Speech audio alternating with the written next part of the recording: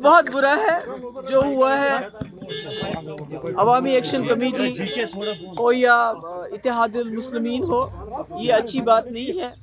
आप सब लोग जानते हैं जो मीरवाइज उमर फारूक साहब हैं, वो खुद विक्टिम हैं। उनके वालिद शहीद मौलवी फारूक साहब, उन्होंने ये पार्टी बनाई हुई है और उन्होंने शहादत भी दी है। और इसी तरह जो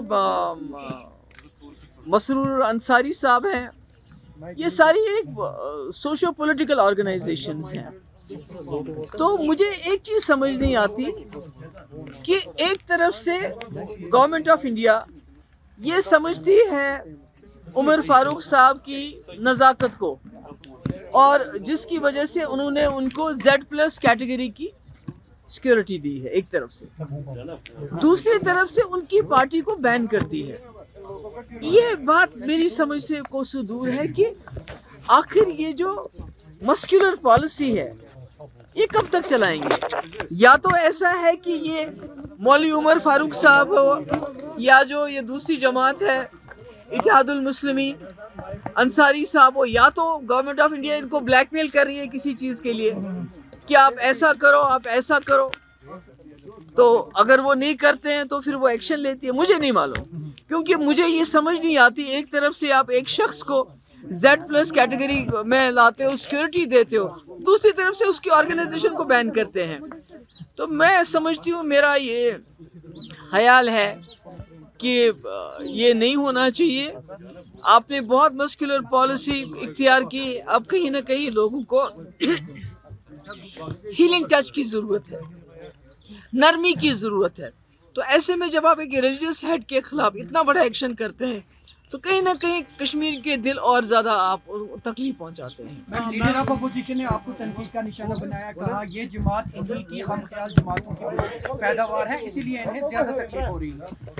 देखिए ना, लीडर ऑफ अपोजिशन से ये पूछना चाहिए कि आपकी सरकार ने अभी उनको Z कैटेगरी की सिक्योरिटी दी है, वो क्यों दी है? अगर उनको खतरा नहीं है, इसका मतलब है कि वो विक्टिम है। उनके वालिद ने शहादत दी है मौलवी फारूक साहब ने, और आज उसी वजह से मीरवाइज उमर फारूक को Z+ कैटेगरी दी गई है ताकि खुदा ना खास्ता उनके साथ कोई गलत काम ना हो, कोई बुरा ना हो। अगर वो एंटी नेशनल होते तो फिर सिक्योरिटी तो नहीं देते ना।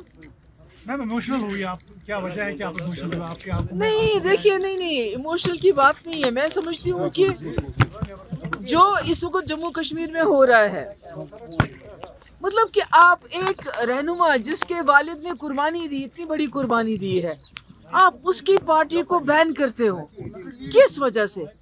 और अफसोस तो ये है कि जो यहाँ चुनी हुई सरकार आई, जिससे लोगों को उम्मीद थी कि कहीं ना कहीं हमारा बचाव होगा, तो उसका तो उल्टा हो रहा है।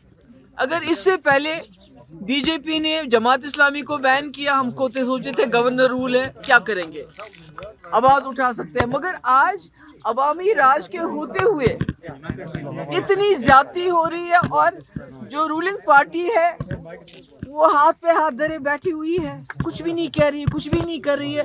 तो उससे मुझे लगता है कि और ज़्यादा जो है ये मामला और ज़्यादा संजीदा होता जा रहा है। और कहीं ना कहीं इस किस्म के एक्शन जो पहले हमें लगते थे एबनॉर्मल हैं, गलत है, आज कहीं ना कहीं जो रूलिंग पार्टी के खामोशी की वजह से, चुप्पी की वजह से लगता है ये तो नॉर्मल है, ये तो सब ठीक है।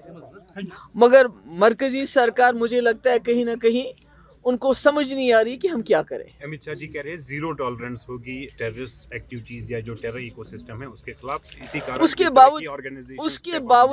उसके बावजूद कुठवा जैसा जो हमारा एक ऐसा ज़िला जहां 1990 से जब मिलिटेंसी शुरू हो गई, कोई मिलिटेंसी वहाँ नहीं थी। आज आप देखते हैं हमारे जवान शहीद हो रहे हैं, क्राइम बढ़ रहा है, वहाँ मुसलमानों को गौ रक्षक जो हैं दौड़ा के मारते हैं, एक्सीडेंट हो जाते हैं उनके। आपको पता है जेलों में एक पर्टिकुलर कम्युनिटी को टारगेट किया जाता है और उसके बाद वो खुदकशी की मखनदीन ने।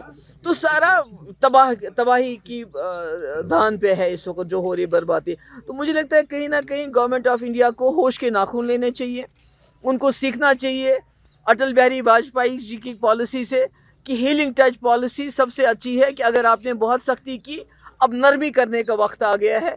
ये बाकी जो उन्होंने ये जो बुलिंग टैक्टिक्स है इनको बंद किया जाए।